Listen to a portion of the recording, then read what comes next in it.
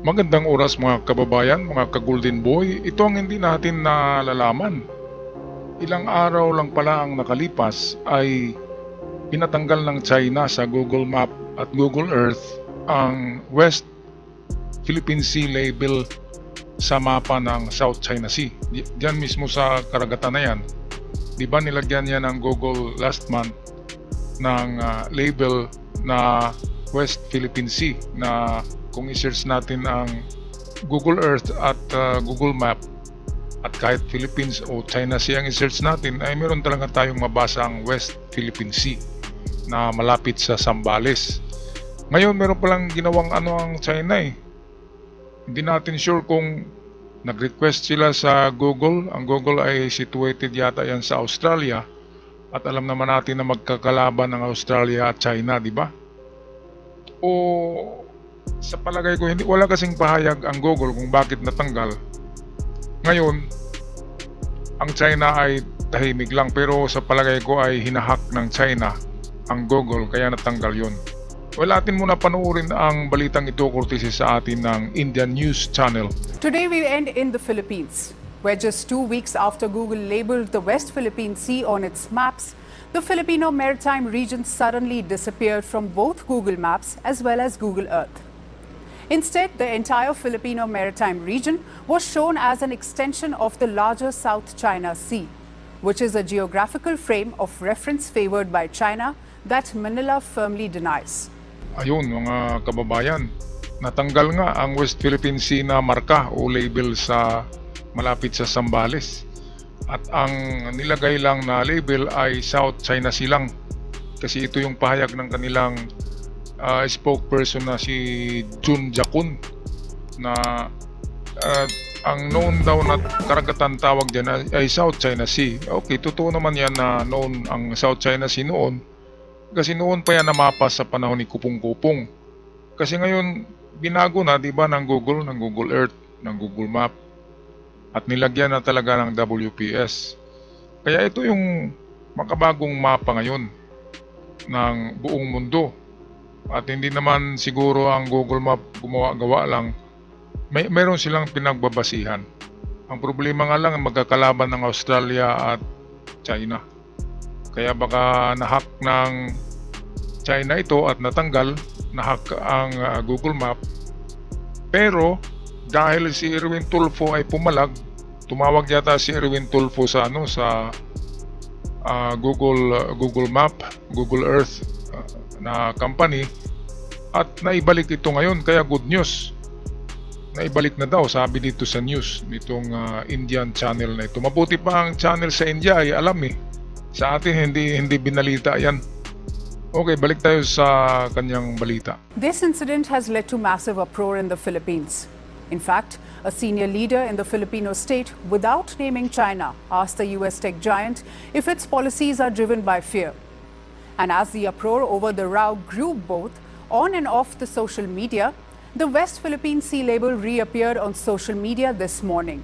Ayan, so dahil sa tinawagan pala ni, ito nga, pumalag si Erwin Tulfo, ito, are you afraid, Google? I think so. Kaya kinabukasan ay naibalik eh. Paano kaya nangyari yun, no? Sabi ng Google ay meron lang technical problems. Ay, nako. Palagay ko ay dahil sa China. Di ba kasi ayaw talaga ng China lagyan niya ng West Philippine Sea kasi ma-recognize na ng international community, ng United Nations, ng ASEAN. Kapag nandyan sa label ng Google Map, ay atin yan, di ba? Ano bang ginagawa niyan? So atin talaga yan. West Philippine Sea. Maraming salamat sa Google at naibalik ito. Okay, balik tayo sa ating kaibigang Indian News Channel. On social media this morning, Filipino media cited a Google spokesperson as saying that the West Philippine Sea label had disappeared due to quote-unquote a technical issue, which was later resolved. But many Filipinos on social media platforms continue to ask if China actors had a role to play in the brief disappearance of the West Philippine Sea label on Google Maps. The West Philippine Sea label first prominently appeared on Google Maps on 14th of April. China, which claims the West Philippine Sea as its own despite an international tribunal ruling against it, was the first to be infuriated. Repeating its internationally denounced claims on the Filipino maritime zone, Beijing had said that the region, even the one near the Philippines, remains recognized as South China Sea. 中国政府的 I must point out that the South China Sea has long been recognized. Si Jun Jacon, the Chinese spokesperson ng CPP Communist China, ito yun, no? Nagsabi na South China Sea lang talaga ang dapat ilagay diyan at walang WPS kasi matagal nang nalaman daw ng buong mundo. Buong mundo noon pa yun kasi ang gumawa ng mapa noon ay walang ibang mailagay kundi South China Sea kasi ang Pilipinas noon ay hindi pa gaanong kilala sa kapanahonan ng 15th century.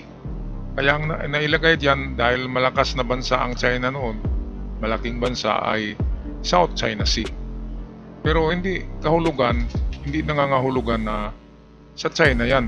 Kasi sa bagong batas nga ng International Conventional Law of the Sea, yung UNCLOS, ay meron ngang di ba? Yung sinasabing 200 nautical miles galing sa baybayin ng isang bansa, yung dagat na sakop ng 200 nautical miles ay sa kanya yon na itong economic zone. Sa kanya yung karagatan. Ang China ay malayong-malayo na talaga. Malayo na yung kanilang sinakop.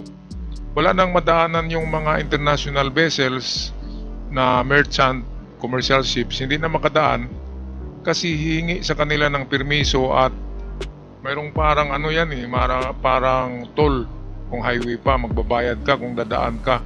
Kaya kinukontrol ng China yan. Kapag nakuha nila yan, ang international shipping katulad ng India, dumadaan ng India dyan, dumadaan papuntang Indonesia, and then lalabas papuntang West, Europe, Amerika.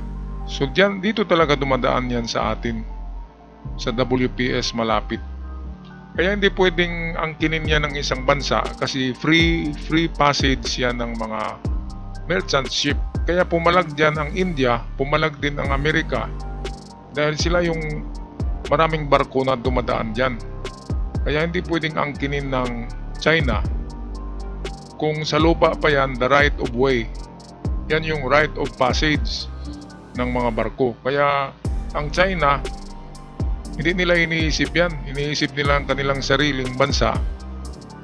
Kasi kung sa kanila na yan, sa kanila na yung laman ng karagatan, sa kanila na yung mina, sa kanila na yung raw materials.